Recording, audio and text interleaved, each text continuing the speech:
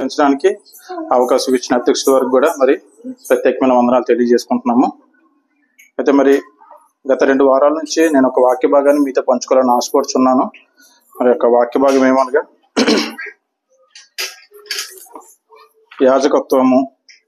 యాజకత్వం అనేది ఎన్ని రకాలైన విషయాన్ని మనం తెలుసుకున్నట్లయితే కనుక, అయితే పితరుల కాలంలో ఒక యాజకత్వం ఉండేది.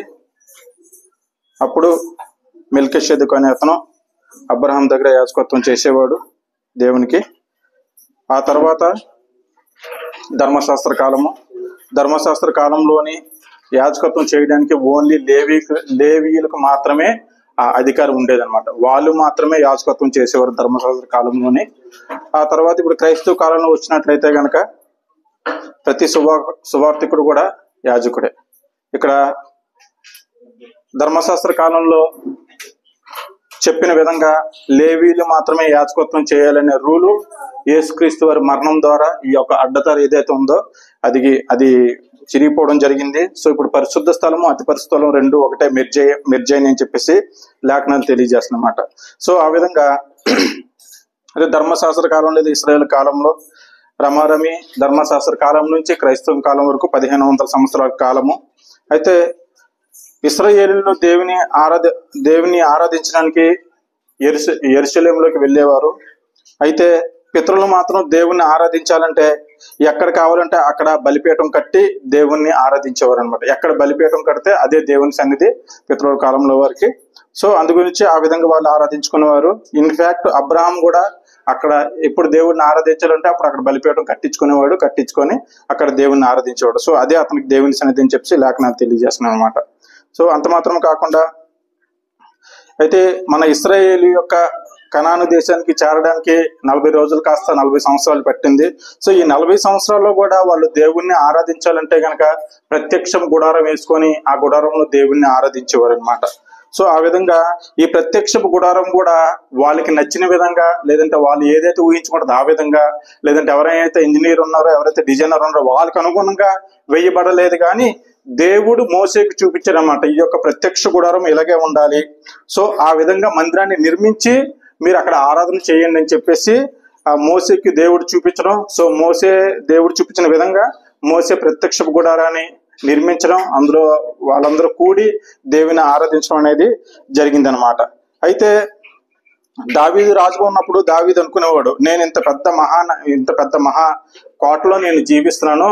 సో నాకు ఇంత గొప్ప ధన్యతనిచ్చిన దేవుడికి నేనేమి చేయలేకపోతున్నానని చెప్పి దావీదు అనుకొని నేను నీ కోసం ఒక మందిరాన్ని కట్టిస్తానని చెప్పి దావీదు అనుకోవడం జరుగుతుంది అనమాట. సో అనుకోవడం జరిగిన తర్వాత ఈ దావీదు ఏం చేస్తాడంటే నాతాను ప్రవక్తను పిలిపించి అడుగుతాడు, నేను మందిరం కట్టించాలని నేను సంకల్పించుకున్నాను, నేను మందిరాన్ని కట్టించొచ్చానంటే అప్పుడు నాతాను అంటాడు కదా, నీ యొక్క చేతులు రక్తంతో తడిచినవి ఉన్నాయి కాబట్టి నువ్వు ఎంత మాత్రం కూడా దేవునికి మందిరాన్ని కట్టేటంటే అర్హుడు కాదని చెప్పేసి అక్కడ నాతాను ప్రవక్త దావీదుకి చెప్పడం జరుగుతుంది అనమాట. సో అందు గురించి దావీదు మరి సంకల్పించుకున్నాడు, దేవునికి ఏదో ఒకటి చేయాలని ఆశపడ్డాడు కాబట్టి మందిరానికి కావలసిన సామాగ్రి అంతా కూడా సమకూర్చడం జరిగిందనమాట. ఆ తర్వాత అతని కుమారుడు సొలొమోను మందిరాన్ని నిర్మించాడు. ఆ మందిరం ఇప్పుడు గొప్ప వింతగా ఉంటది.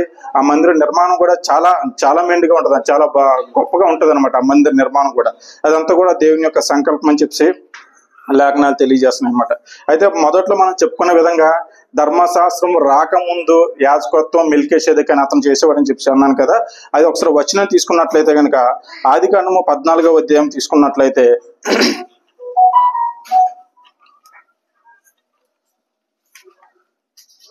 ఆదికాండము 14వ అధ్యాయము 19వ వచనం ఒకసారి చదివినట్లయితే కనుక మనం తదుపరి పాఠానికి వెళ్దాము. అప్పుడు అతడు అబ్రహామును ఆశీర్వదించి ఆకాశమునకు భూమికిని సృష్టికర్తయను సర్వోన్నతుడైన దేవుని వలన అబ్రహాము ఆశీర్వదించబడును గాక అనియు నీ శత్రువులను నీ చేతి గప్పగించిన సర్వోన్నతుడకు దేవుడు స్తుతించబడును గాక అనియు చెప్పెను. అప్పుడతడు అన్నిటిలోను ఇతనికి 10వ వంతు ఇచ్చెను. ఒక్కసారి 18 వచనం చదవండి బ్రదరు. మరియు షాలేము రాజైన మెల్కీషెదెకు, ఈ మెల్కీషెదెకు అనే అతను యాజకత్వం చేసేవాడు అనమాట. పితరుల కాలంలోని యాజకత్వం చేసే వ్యక్తి మెల్కీషెదెకు. సో అక్కడ ఇక్కడ అన్నారు కదండి, అతడు సర్వోన్నతులకు దేవునికి యాజకుడు. ఆ మెల్కీషెదెకు అనే అతను పితరుల కాలంలోని దేవునికి యాజకుడు. కానీ ఇక్కడ ధర్మశాస్త్ర కాలానికి వచ్చినట్లయితే గనక ఓన్లీ లేవీలు మాత్రమే యాజకత్వం చేసేవారు. అదర్ దన్ లేవీలు ఇంకెవ్వరు కూడా యాజకత్వం చేసేవారు కాదు. లేవీలు కాకుండా వేరే గోత్రం వాళ్ళు ఎవరైనా కూడా ఇందులోకి వెళ్ళినట్లయితే గనక వాళ్ళు ఉన్న పలంగా చనిపోయేవారు అనమాట.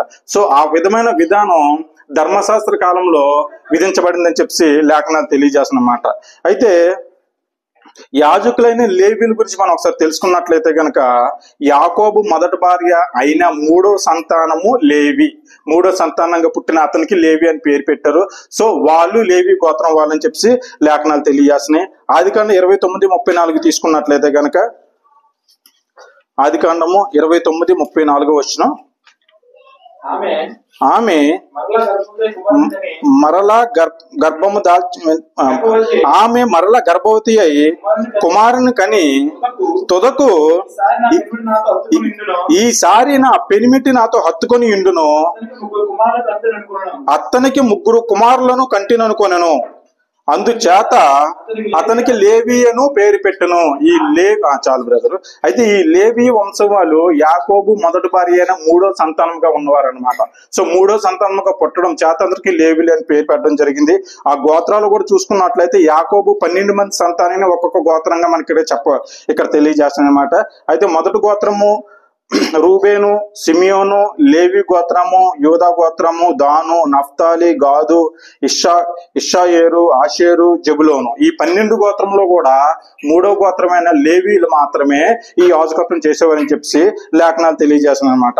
అంత మాత్రం కాకుండా ఈ లేవీలు ఏం చేసేవారని అంటే, ఈ లేవీలు యెహోవా సన్నిధిని ఉండి దేవుని యొక్క మందిరాన్ని ఉండి అక్కడ వచ్చిన జనాంగాన్ని దీవించేవారు. వాళ్ళని ఆశీర్దించేటటువంటి అర్హత ఈ లేవీలకు మాత్రం ఇచ్చాడు అనమాట దేవుడు. దేవుని యొక్క నామాన వీళ్ళని దీవించడం కానీ, దేవుని యొక్క నామాన్ని వీళ్ళని ఆశీర్దించడం కానీ, దేవుని యొక్క నామాన్ని వీళ్ళని బహుగా విస్తరించాలని చెప్పి దీవించబడటం అనే ఒక అంశం లేవీలు మాత్రమే చేశారు. వాళ్ళు తప్ప వేరే వాళ్ళు ఎవరు కూడా దీవించడానికి అర్హత దేవుడు వారికి ఇవ్వలేదని చెప్పి లేఖనాలు తెలియజేస్తున్నమాట అనమాట. ద్వితీయోపదేశకాండం 10వ అధ్యాయము 8-9 తీసుకున్నట్లయితే, ద్వితీయోపదేశకాండం 10వ అధ్యాయము నేటి వరకు జరుగునట్లు యెహోవా నిబంధన మందసము మోయుటకు, యెహోవా సన్నిధిని నిలుచుటకు, ఆయనను సేవించి ఆయన నామమును బట్టి దీవించుటకును లేవి గోత్రపు వారిని ఆ కాలంలో యెహోవా ఏర్పరచుకొనెను. అయితే ఇక్కడ లేఖనాలు ఏం తెలియజేస్తుందంటే, యెహోవా సన్నిధిని నిలుచుటకును, ఆయన మందసమును మోయుటకును, ఆయన సేవించి ఆయన నామం బట్టి జనాల్ని దీవించుటకును దేవుడు లేవి గోత్రం వాళ్ళు మాత్రమే ఏర్పరచుకున్నాడు అని చెప్పి ఇక్కడ తెలియజేస్తున్నాడు అనమాట. అంత మాత్రమే కాకుండా కాబట్టి తమ సహోదరులతో పాటు లేవీలు స్వాస్థమునైనను పొందలేదు. ఈ లేవీలకి మరి ఏ ఆస్తులు లేవు, ఏ అంతస్తులు లేవు, ఏ పాడి సంపద లేదు, ఏ పంటలు కూడా లేవండి. వీళ్ళకి యొక్క దేవుడే వీళ్ళకి స్వాస్థ్యము, దేవుడే వీళ్ళకి యాజకత్వం చేయమని అర్హతనిచ్చాడు. ఆ యొక్క యాజకత్వం పని తప్ప వేరే పని చేసేవాళ్ళు కాదు ఈ లేవీయులు. మీ దేవుడైన యెహోవా వారితో చెప్పినట్లు యెహోవాయే వారికి స్వాస్థ్యము, యెహోవాయే వారికి ఆస్తి, యెహోవాయే వారికి అంతస్తు తప్ప మరి ఏ ఆస్తులు లేవు, ఏ ఇల్లులు లేవు, ఏ పాడి సంపద లేదు, ఏ పొలాలు లేవు అనమాట లేవీలకి. సో దేవుడే వారికి స్వాస్థ్యము. అంటే దేవుడు పని వారు చేసినట్లయితే వారి పని దేవుడు చూస్తారు. వారికి కావాల్సిన అవసరతలు అక్కరతలన్నీ కూడా దేవుడు సమకూరుస్తారని చెప్పి ఇక్కడ లేఖనాలు తెలియజేస్తున్నమాట. సో ఆ విధంగా ఈ యాజకులకి, ఈ లేవీయులకి ఎటువంటి ఆస్తి అంతస్తులు లేవని చెప్పి లేఖనాలు తెలియజేస్తున్నమాట. అంత మాత్రము కాకుండా ఒకవేళ యాజకులుగా ఉండాలంటే అహరోను సంతతి వారు మాత్రమే ఉండాలి. అహరోను సంతతి వారు తప్ప మరి ఏ సంతానానికి కూడా దేవుడు అటువంటి అర్హత ఇవ్వలేదని చెప్పి లేఖనాలు తెలియజేస్తున్నమాట. నిర్గమాకాండం 28 తీసుకున్నట్లయితే, నిర్గమాకాండము 28:1-3 తీసుకున్నట్లయితే,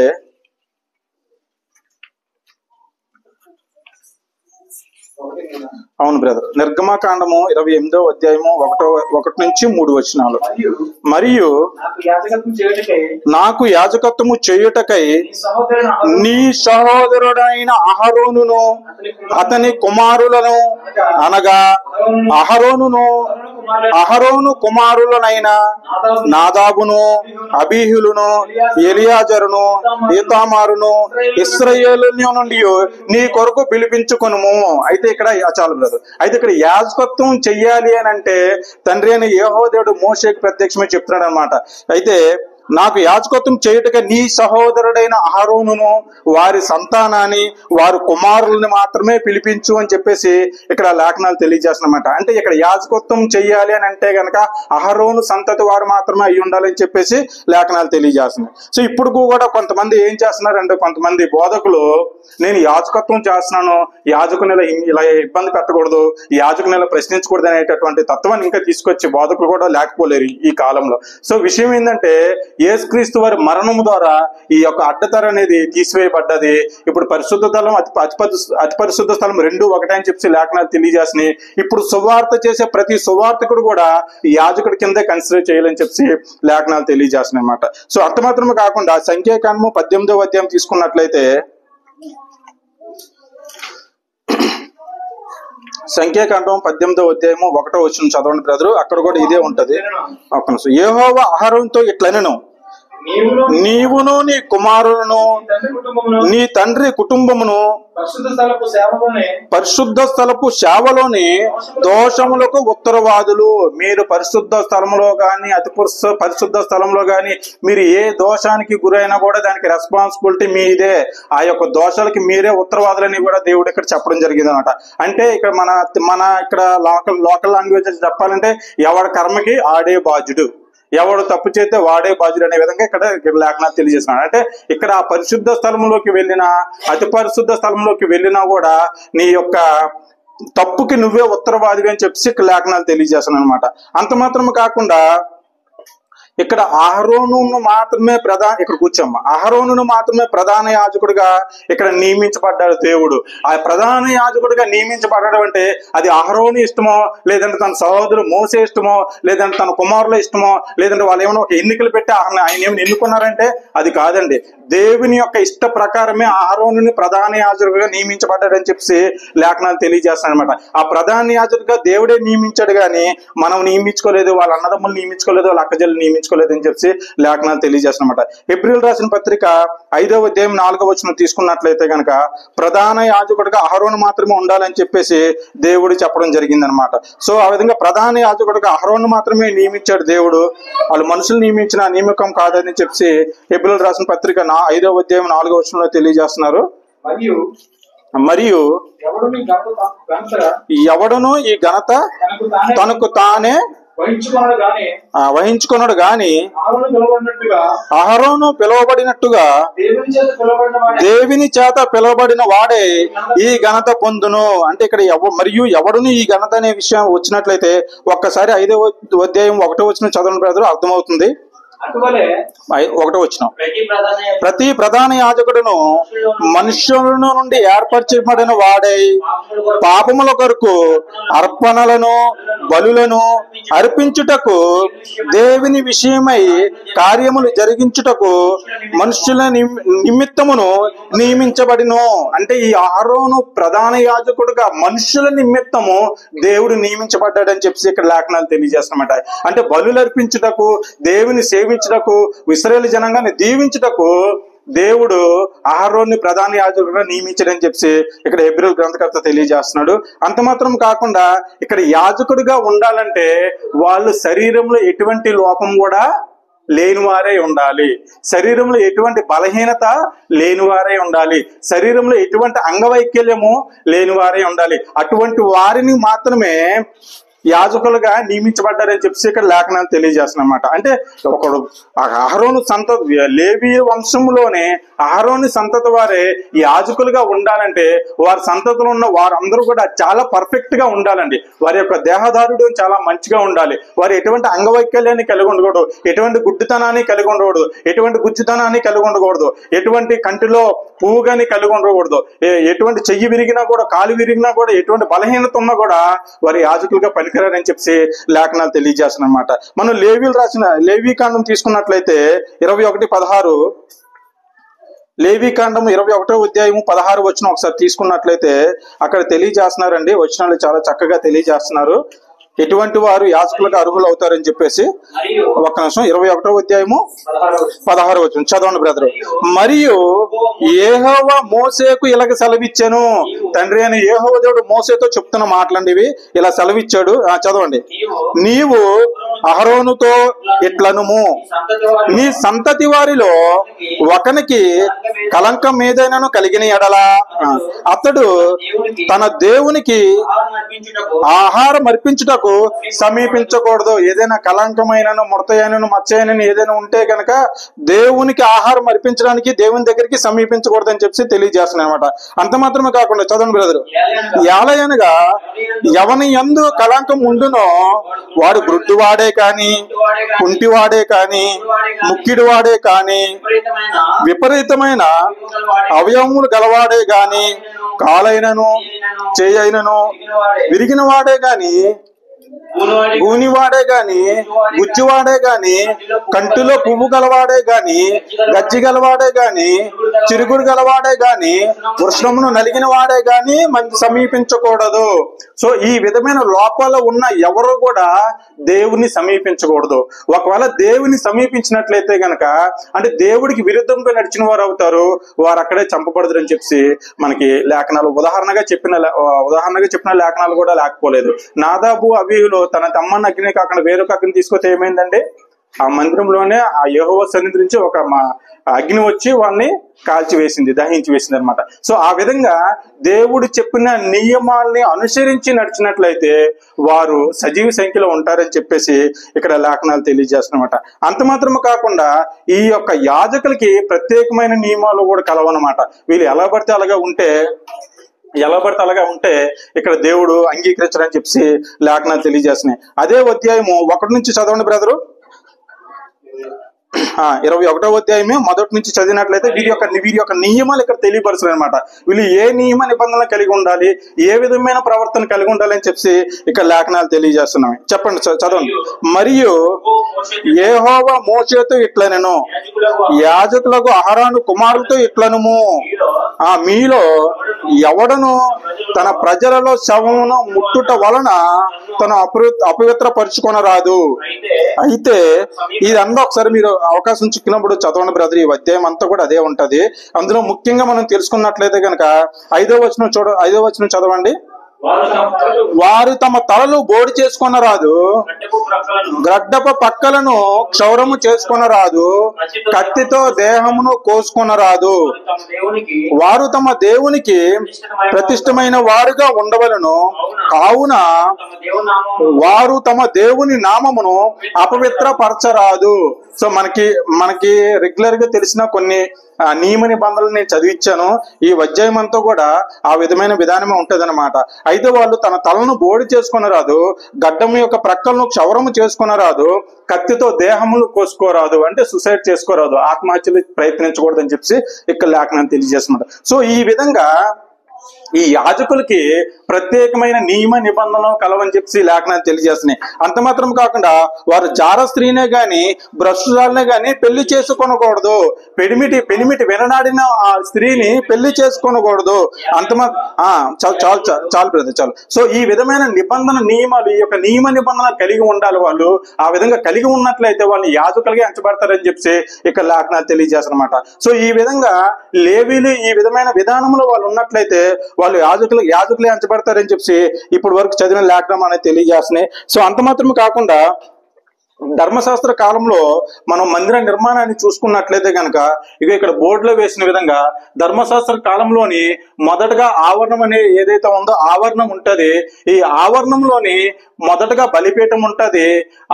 బలిపీఠానికి పరిశుద్ధ స్థలానికి నడుమ అంటే మధ్యలోని గంగాలం ఉంటది అనమాట. సో గంగాలం తర్వాత పరిశుద్ధ స్థలంలోకి వెళ్ళినట్లయితే కనుక సన్నిధి రొట్టెల బల్ల మరియు దీపస్తంభం ఉంటుంది. అంత మాత్రం కాకుండా దీపవేదిక కూడా తెరకి దగ్గరలో దూపవేదిక ఉంటది. సో అతి పరిశుద్ధ స్థలంలోకి వెళ్ళినట్లయితే కనుక మందసం ఉంటది అనమాట.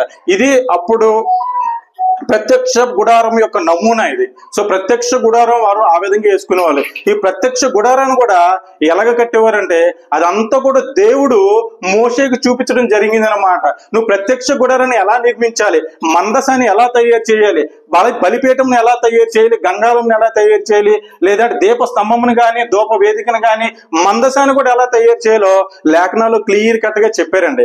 ఒక విధంగా చెప్పాలంటే ఈ యొక్క ప్రత్యక్ష గుడారం ఇప్పుడు మనం వేస్తాం కదండి టెంట్లు, అదే నమూనా. టెంట్లు ఎలాగైతే వేస్తారో అదంతా కూడా ఇక్కడ నుంచి వచ్చిందేనండి. అదంతా కూడా ఈ స్ట్రక్చర్ నుంచి వచ్చిందే. అదంతా మన పితరుల కాలం నుంచి తీసుకొచ్చింది అదంతా. అంటే ఈ జస్ట్ ఎరక్షన్ అంటే రిమూవ్ చేయడం, డిటాచ్ చేయడం, అటాచ్ చేయడం అండి. సింపుల్ పాయింట్ అనమాట. సో ఆ విధమైన నిర్మాణంతో ప్రత్యక్ష గుడారాన్ని నిర్మించుకునేవారు అనమాట. ఇప్పుడు మనం చెప్పిన విధంగా ఇక్కడ ఆవరణము, పరిశుద్ధ స్థలము, అతి పరిశుద్ధ స్థలం అంత మాత్రం కాకుండా ఇక్కడ పగలేమో మేఘస్తంభము, రాత్రిపూట ఏమో అగ్నిస్తంభం అని చెప్పేసి ఉండేదన్నమాట. అదంతా కూడా దేవుడి యొక్క అద్భుతమైన కార్యం అనమాట. పగలేమో వాళ్ళకి నీడ కావాలని చెప్పి మేఘ స్తంభాన్ని ఏర్పాటు చేసేవాడు, రాత్రిపూట వాళ్ళకి వెలుగు కావాలని చెప్పి అగ్ని స్తంభాన్ని ఏర్పాటు చేసేవాడు. అది కూడా ఆ ప్రత్యక్ష గుడారం మీద మాత్రమే అగ్ని స్తంభం అండి, మిగతాదంతా మళ్ళీ చీకటిగా ఉంటుంది. సో ఈ విధమైన విధానంలో ప్రత్యక్ష గుడారాన్ని నిర్మించడం మన పితృలు అంటే ధర్మశాస్త్ర కాలంలోని ఇశ్రాయేలు జనాంగం అంతా కూడా దేవుణ్ణి ఈ యొక్క ప్రత్యక్ష గుడారంలోకి వెళ్ళి మాత్రమే ఆరాధించేవారు అనమాట. ఓన్లీ అదర్ దాన్ ఆ ఇశ్రాయేల్ జనాంగం తప్ప మిగతా ఎవరు వచ్చినా కూడా ఆవరణంలో మాత్రమే ఉండేవాళ్ళు. ఆవరణం కూడా కాదు, బయటే ఉండేవారు అనమాట. ఆవరణానికి కూడా వచ్చేవాళ్ళు కాదు. అయితే ఎవరైతే పరిశుద్ధ యాజకులు ఎవరైతే ఉన్నారో వాళ్ళు పరిశుద్ధ స్థలం వరకు వెళ్ళొచ్చు. ప్రధాన యాజకుడు ఎవరైతే ఉన్నారో సంవత్సరానికి ఒకసారి అతి పరిశుద్ధ స్థలంలోకి వెళ్ళడం జరుగుతుంది అనమాట. ఇక్కడ అతి పరిశుద్ధ స్థలంలోకి వెళ్ళినప్పుడు కూడా దానికి వాళ్ళ యొక్క వేసుకునే డ్రెస్ కానీ వాళ్ళ యొక్క వస్త్రధారణ కానీ మామూలుగా ఉంటదండి. చాలా చాలా ఇదిగా ఉంటది అనమాట. చాలా హైజెనిక్ గా లేదంటే చాలా సిస్టమేటిక్ గా ఉంటది అనమాట. సో అయితే ఇక్కడ అతి పరిశుద్ధ స్థలంలోకి వెళ్ళే ప్రధాన యాజకుడికి ఏ విధమైన విధానం ఉండేదంటే నాకు తెలిసిన ఒకటి చెప్తాను. అంటే మనకి నడుముకి చిన్న తాడు కట్టుకొని ఆ తాడుకి ఇక్కడ మోకాల వరకు ఒక గంట అలాడదీసి ఉండేది. ఆ మిగతా రెండో కోస్తాడేమో ఆవరణ బయట వరకు ఉండేది అనమాట, రెండో కోస్తాడు. అయితే ఆ ప్రధాన యాజకుడు ఆ యొక్క అతి పరిశుద్ధ స్థలంలోకి వెళ్ళి అటు ఇటు తిరుగుతూ ధర్మశాస్త్రాన్ని బోధించాలి.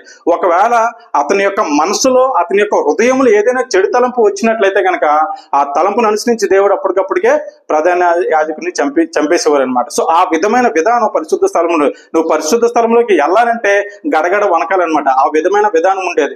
ఒకవేళ ఎప్పుడైతే తను అటు ఇటు తిరుగుతూ ధర్మశాస్త్రాన్ని బోధించే సమయంలో గంట ఇక్కడ కాలుకు కట్టుకున్న గంట కొట్టడం లేదంటే గంట సౌండ్ ఆగిందో ఆ ప్రధాన యాజకుడు చనిపోయాడని నిర్ధారించుకొని వేరే కొత్త తాడేదైతే ఆవరణ బయట ఉంటుందో దాన్ని పట్టుకొని లాగేసేవారు. ఆయన చనిపోయాడు కదా, ఆయన తీసడానికి మళ్ళీ లాంకి వెళ్ళాలంటే లాంకి వెళ్ళిన కూడా చనిపోతారు అనమాట. సో ఆ విధమైన విధానం ఉండేది అనమాట ప్రత్యక్ష గుడారంలో. సో ఆ విధంగా ధర్మశాస్త్ర కాలంలోని ఆరాధన అలా చేసేవారు. మనకంటే ఇప్పుడు మరి యేసుక్రీస్తు వారు కలవరిగిరిలో కాల్చిన రక్తానికి మరి ఆయన మనందరి పాపాల నిమిత్తం ఆయన ఒకసారిగా బలి అయిపోవడం జరిగింది కాబట్టి ఇప్పుడు అటువంటి పాండ లేదు, అటువంటి భయం కూడా లేదు మనకి. సో ఆ విధమైన భయంతో అప్పుడు ఇశ్రాయేలు జనాంగం దేవుని పట్ల భయభక్తులు కలిగి జీవించేవారు అనమాట. సో ఆ విధంగా ఇక్కడ చూసుకున్నట్లయితే కనుక మొదటగా బలిపీఠము ఎప్పుడు మండుతూ ఉండాలి. అక్కడ దహన బలి అర్పించినప్పుడు దాన్ని దహనం చేస్తా బలిపీఠం అయితే తీసుకొచ్చి దహనం చేస్తూ ఉండాలని లేఖనాలు తెలియజేస్తున్నాయి. లేవీకాండము 6వ అధ్యాయము 12, 13 వచనాలు ఒకసారి తీసుకున్నట్లయితే కనుక బలిపీఠం గురించి ఒకసారి చూద్దాము. బలిపీఠం మీద అగ్ని మండుచుండవలెను, అది ఆరిపోకూడదు. ప్రతి ఉదయమున యాజకుడు దాని మీద కట్టెలు వేసి దాని మీద దహన బలి ద్రవ్యమును ఉంచి సమాధాన బలియగు పశువుల ప్రభువును దహింపవలెను. బలిపీఠము మీద అగ్ని నిత్యము మండుచుండవలను, అది ఆరిపోకూడదు. ఈ యొక్క యాజకుల పని ఏంటంటే బలిపీఠం మీద అగ్ని నిత్యము మండుచూ ఉండవలను, అది ఎప్పటికీ ఆరిపోకూడదు. అక్కడ బలి అర్పించిన అక్కడ దహన బలి, అది సమాధాన బలి పశువుల క్రొవ్వుని తీసుకొచ్చి దీని మీద దహించాలని చెప్పేసి ఇక్కడ ప్రత్యక్ష గుడారంలోని ఆవరణ బయట బలిపీఠం అనేది ఏర్పాటు చేయడం జరిగింది అనమాట. ఓకే, ఇక్కడ అంతా బాగుంది, బలిపీఠం ఏర్పాటు చేయబడింది. మరి గంగాళము దేనికనంటే ఆ గంగాలని ఎలా తయారు చేయాలి, దాని కింద వేసే పీటను కూడా ఎలా తయారు చేయాలో గ్రంథంలో పొందుపరిచాడండి తండ్రి అయిన యెహోవా పరిశుద్ధాత్మైన వరం ద్వారా. సో ఆ విధంగా బలిపీఠం అయిపోయిన తర్వాత, పశువుని బలిచ్చిన తర్వాత వారి యొక్క చేతులు, వారి యొక్క కాళ్ళు, వారి యొక్క దేహము రక్తంతో నిండి ఉంటది కాబట్టి ఆ గంగాలోని వాటర్ ద్వారా అవన్నీ శుభ్రం చేసుకుని లోనికి వెళ్ళాలని చెప్పేసి ఇక్కడ లేఖనాలు తెలియజేసి ఇక్కడ గంగాలను కూడా దేవుడు ప్రత్యక్ష గుడారంలో ఏర్పాటు చేయడం జరిగింది అనమాట. అయితే అది ఒక ఇత్తడితో చేసిన పీట మీద గంగాలను పెట్టాలి. బలిపీఠానికి ఉన్న పరిశుద్ధ స్థలానికి నడుమ గంగాలను ఉంచాలని చెప్పి లేఖనాలు తెలియజేస్తున్నాయి. నిర్గమకాండము 30వ అధ్యాయము 17-21 తీసుకున్నట్లయితే, నిర్గమకాండము 30వ అధ్యాయము 17వ వచనము, మరియు యెహోవా మోషేతో ఇట్లనెను, కడుగు కొనుటకును నీవు ఇత్తడితో దానికి ఒక గంగాలము ఇత్తడి పీటను చేసి ప్రత్యక్ష గుడారమునకు బలిపీఠమునకు నడుమ దానిని ఉంచి నీళ్లతో నింపవలెను. ఇదండి గంగాలము. ఓకేనా? బలిపీఠానికి పరిశుద్ధ స్థలానికి నడుమ గంగాలం పెట్టడం జరిగింది. చదవండి. ఆ నీళ్లతో అహరోనును అతని కుమారులను తమ చేతులను కాళ్లను కడుక్కొనవలెను. ఆ నీళ్లతో అహరోను మరి తన యొక్క కుమారులు కాళ్లను చేతులను కడుక్కొని లోనికి వెళ్ళాలని చెప్పి, చాలు బ్రదర్, ఆ లోనికి వెళ్ళాలని చెప్పి ఇక్కడ గంగాలని ఏర్పాటు చేయడం జరిగింది. ఇదంతా ఒకసారి చూసుకున్నట్లయితే ఇతరితర వాళ్ళు కూడా ఈ యొక్క అంశాన్ని ఫాలో అవుతూ ఉంటారండి. మనం దీన్ని ఇంకా డీప్ గా ఆలోచించినట్లయితే కనుక అన్ని సందర్భాల్లోనూ అందరూ కూడా దీన్ని ఇప్పుడు కూడా ఫాలో అవుతున్న వారు ఉన్నారు. ఇప్పుడు కూడా దీన్ని ఫాలో అవుతున్న వారు ఉన్నారన్నమాట. సో ఆ తర్వాత దీపస్తంభం ఎందుకంటే ఈ పరిశుద్ధ స్థలంలోని లైటింగ్, అంటే ఈ పరిశుద్ధ స్థలంలోని వెలుగు నిమిత్తము దీపస్తంభం ఏర్పాటు చేయడం జరిగింది.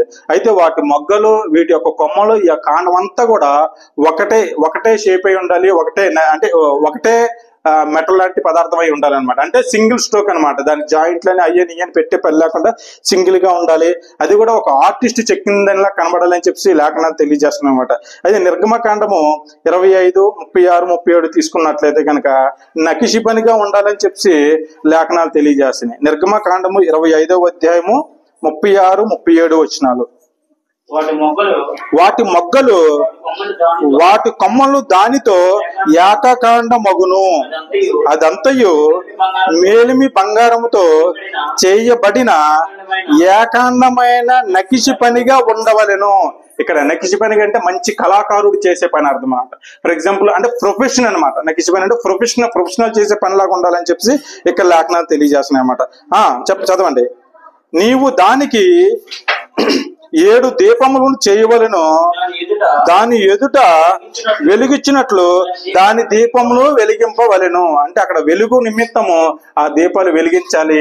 ఈ యొక్క దీపస్తంభం కూడా నకిషి పనిలాగా ఉండాలన్నమాట. అంటే ఒక ప్రొఫెషనల్ చేసిన దానిలాగా ఉండాలని చెప్పి లేఖనాలు తెలియజేస్తున్నాయి. అంత మాత్రం కాకుండా 4వ విషయం తెలుసుకున్నట్లయితే కనుక సన్నిధి రొట్టెల బల్ల అని చెప్పేసి నిత్యం ఆయన సన్నిధిలో రొట్టెలు ఉండినట్లు సన్నిధి రొట్టెల బల్ల ఏర్పాటు చేయమని చెప్పి తెలియజేశారు. అయితే ఆ యొక్క సన్నిధి రొట్టెల బల్ల మీద నిత్యం కూడా రొట్టెలు ఉండేలాగా దేవుడు వారికి ఆజ్ఞాపించడం జరిగిందనమాట. అయితే నిర్గమకాండం 25వ అధ్యాయము 30వ వచనం తీసుకున్నట్లయితే, నిత్యమును నా సన్నిధి రొట్టెలను ఈ బల్ల మీద ఉంచవలెను. అంటే ఆ సన్నిధి రొట్టెల బల్ల మీద నిత్యం కూడా నా సన్నిధి రొట్టెలను ఈ బల్ల మీద ఉంచాలని చెప్పి తెలియజేస్తానమాట. సన్నిధి రొట్టెల్ని ఆ యొక్క బల్ల మీద ఉంచాలని చెప్పి ఈ లేఖనాలు తెలియజేస్తున్నాయి. ఆ యొక్క సన్నిధి రొట్టెల బల్ల తయారీ విధానం కూడా చూసుకున్నట్లయితే 36, 37, 23, 29 చూడండి బ్రదర్. 23వ అధ్యాయం నుంచి ఆ యొక్క సన్నిధి రొట్టెల బల్ల ఎలా తయారు చేయాలో ఇక్కడ తెలియజేస్తున్న లేఖనాలు. మరియు నీవు తుమ్మకర్రతో ఒక బల్ల చేయవలను, దాని పొడుగు 2 మూరలు, దాని వెడల్పు 1 మూర, దాని ఎత్తు 3.5. మేలిమి బంగారు రేపు దానికి పొదిగించాలి, దాని చుట్టూ బెత్తడు బద్ద వేసి దాని బద్ద పైన చుట్టూను బంగారు జవ చేయాలి. సో ఈ విధంగా సన్నిధి రొట్టెల బల్లని ఎలాగ తయారు చేయాలో కూడా ఈ యొక్క లేఖనాల్లో పొందుపరిచాడు దేవుడు అనమాట. అయితే ఈ విధంగా చెప్పినట్టు కాకుండా తనకు ఆలోచనకు అనుసరించి చేసినట్లయితే, తన సొంత ప్రయత్నం దాని యొక్క సొంత తెలివితేటలు ఇక్కడ ఉపయోగించినట్లయితే దేవుడు వారిని అంగీకరిస్తాడా? సో ఇదే విధంగా ఈ రోజు పరిస్థితులు ఎలాగున్నాయంటే, మనుషుల జ్ఞానాన్ని ఉపయోగించి వారి యొక్క తెలివితేటలు ఉపయోగించి గ్రంథంలో లేనిది కూడా తీసుకొచ్చి ఈ రోజు శనివారపు ఆరాధన అని కొంతమంది అంటారు, మంగళవారపు ఆరాధన అని కొంతమంది అంటారు, బుధవారపు ఆరాధన అని చెప్పి కొంతమంది అంటారు అనమాట. సో ఈ విధమైన ఆరాధన మనకి గ్రంథంలో ఎక్కడా తెలియజేయలేదండి. ఆరాధన చేయాలంటే ఆదివారం మాత్రమే చేయాలని చెప్పి లేఖనాలు తెలియజేస్తున్నాయి. మన ధర్మశాస్త్ర కాలంలో అయితే శనివారం పూట చేసేవారు, ఇప్పుడైతే ఆదివారం మాత్రమే చేయాలని చెప్పి ఇక ప్రపంచమంతా కూడా ఆదివారం మాత్రమే చేస్తుంటే, ఇతరితర కొన్ని సంఘాల్లో మంగళవారపు ఆరాధన అని శనివారపు ఆరాధన అని చెప్పి చేస్తూ ఉంటున్నారనమాట. సో ఈ యొక్క విధానాన్ని అనుసరించి వాళ్ళ జ్ఞానాన్ని ఉపయోగించి ఈ విధంగా సొంత ప్రయత్నాలు చేస్తే దేవుడు ఎటువంటి పరిస్థితుల్లో కూడా వాళ్ళని క్షమించడని చెప్పేసి లేఖనాలు తెలియజేస్తున్నమాట. ఎందుకంటే మనకి పాత నిబంధనలోని క్లియర్ కట్ గా తెలియజేస్తున్నాయి, ఏదైనా దేవుడు వద్దన్న పనిని చేసినట్లయితే వాళ్ళు ఉన్న పలంగా చంపేసేవాడు అనమాట. ఈ యొక్క ధర్మశాస్త్రాన్ని కానీ ఈ యొక్క పాత నిబంధన కానీ మనకు బుద్ధి బోధ కలగడానికి మనం ఉపయోగించాలి, కానీ దాంట్లో ఉన్న విషయాలు క్రొత్త నిబంధనలకు తీసి అనుకరించి ఇది కూడా ఫాలో అవ్వాలని చెప్పి లేఖనాలు ఎక్కడ తెలియజేయలేదండి. ఒకవేళ నువ్వు ధర్మశాస్త్రాన్ని ఫాలో అయినట్లయితే కనుక నువ్వు ప్రతి పాపాన్ని కూడా శిక్షార్హుడు అవుతావని చెప్పి లేఖనాలు తెలియజేస్తున్నాయి. అంత మాత్రం కాకుండా ధూపవేదిక, సన్నిధి రొట్టెల పల్ల అయిపోయిన తర్వాత ధూపవేదిక అయితే అది ఏమో అడ్డతర ఎదుట ఉంచాలి. అహరోను ప్రతి దినము పరిమళ ద్రవ్యము దాని మీద వేసి దేవుడికి పరిమళ ద్రవ్యం యొక్క పరిమళ సువాసనను దేవుడికి అందేలాగా, దేవుడికి సన్నిధి చేరేలాగా అడ్డతర ముందు ఉంచాలని చెప్పి లేఖనాలు తెలియజేస్తామట. నిర్గమకాండము 30వ అధ్యాయము 6-7 వచనం తీసుకున్నట్లయితే,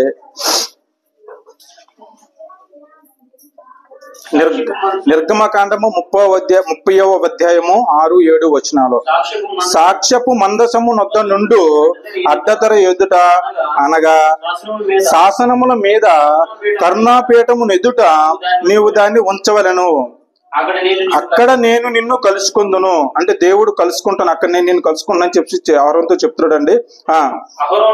అహరోను ప్రతి దినము ప్రొద్దున దాని మీద పరిమళ ద్రవ్యమును ధూపమును వేయవలను.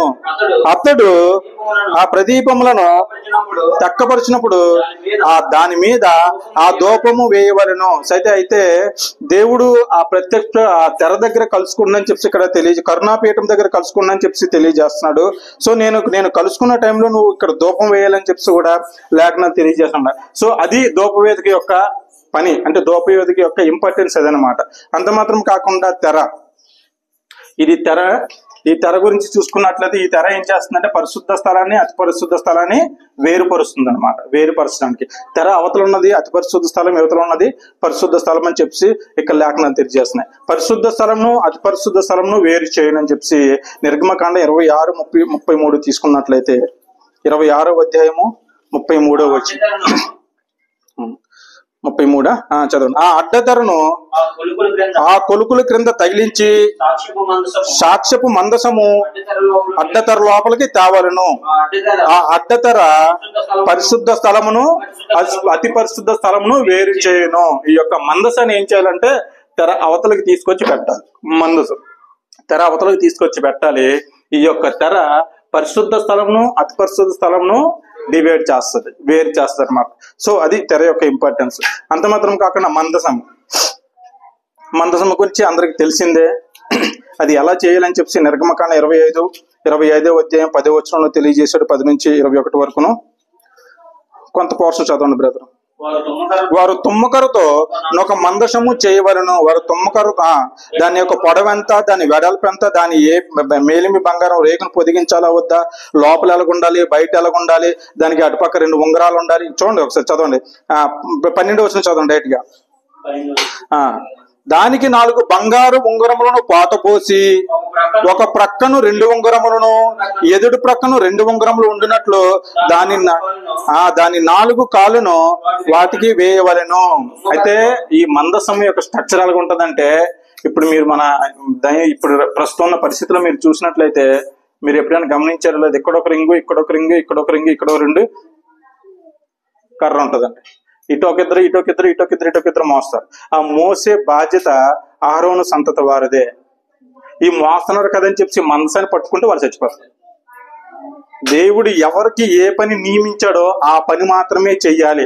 అది మినహాయించి సొంతగా అమ్మో ఇది దేవుడిది కదా, ఇది పడిపోద్దేమో, నేను పట్టుకుంటేనేమో నాకు గొప్ప వస్తుందేమో అని చెప్పి అనుకుని వాళ్ళు ఏమైనా చెప్పిన పని కాకుండా వేరే ఇతర పని చేశారంటే మాత్రం ఉన్న బలంగా చచ్చిపోతారు అన్నమాట. ధర్మశాస్త్ర కాలం యొక్క నియమ నిబంధనలు అంత కఠినంగా ఉండే, అంత ఘోరంగా ఉండే అనమాట. సో ఆ విధంగా ఆ టైంలోని జనాలు ఏదైనా చెయ్యాలంటే భయపడుతూ ఉండేవారు అనమాట. సో ఈ విధంగా ఉండేది అనమాట మందసం యొక్క స్ట్రక్చర్ అది. సో మందసంలో ఆ యొక్క శాసనాలు, ఆ మందసంలో ఏమేమి ఉంటాయంటే ఆ మందసంలో అహరోను చిగురించి కర్ర, మన్నా గల పాత్ర, ఆజ్ఞలు గల పలకలు, ఈ మూడు కూడా ఆ మందసంలో ఉంటాయండి. సో ఆ మందసంలో ఏంటమ్మా ఆ మందసంలో ఉంటాయని చెప్పి లేఖనాలు తెలియజేస్తున్నాయి అనమాట. అయితే మందసంలో ఏముంటాయంటే హెబ్రీయులకు రాసిన పత్రిక 9:4 ఈ నిర్గమకాండం 25-21 అంటే ఈ వచ్చిన ఈ అధ్యాయం అంతా చదువుకోండి, మీకు కొంత ఐడియా అనేది వస్తుంది. మందసం ఎలా తయారు అంటే ప్రతి వస్తువు కూడానండి, ఇక్కడ ప్రతి ఏది ఇక ప్రత్యక్ష గుడారంలో ప్రతిది కూడా, ఈవెన్ ప్రత్యక్ష గుడారం ఎలా గేయాలనే విషయం కూడా గ్రంథంలో తేటతల్లం చేశారు అనమాట దేవుడు. హెబ్రీయులకు రాసిన పత్రిక 9:4 చదవండి. అందులో సువర్ణ దోపర్తియు నిబంధన మందసం ఉండెను. ఆ మందసములో మన్నాగల బంగారు పాత్రయు, చిగురించిన అహరోను చేతికర్రయు, నిబంధన పలకలను ఉండెను. సో ఈ విధంగా ఉండే మందసములో ఏమేమి ఉండే అంటే చెప్పిన విధంగా అహరోను చిగురించి కర్ర, చేతికర్ర, మన్నాగల పాత్ర, ఆజ్ఞలు గల పలకలు ఆ మందసంలో ఉండేవని చెప్పి ఇక్కడ తెలియజేస్తున్నాను అనమాట. సో అంత మాత్రం కాకుండా ఇక్కడ మీకు ఇందాక చెప్పాను కదండి, మేఘస్తంభం,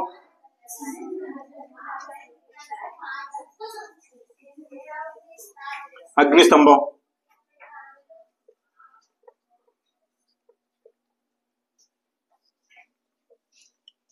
మేఘస్తంభం, అగ్నిస్తంభం కూడా అక్కడ ప్రత్యక్ష గుడారం మీద ఉండేయండి.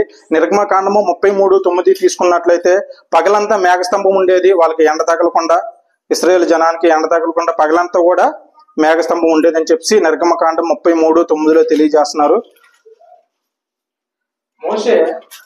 మోసే ఆ గుడారంలోనికి పోయినప్పుడు మేఘస్తంభము దిగి ఆ గుడారము ద్వారం ముందు నిలవగా యెహోవా మోసేతో మాట్లాడుచుండెను. సో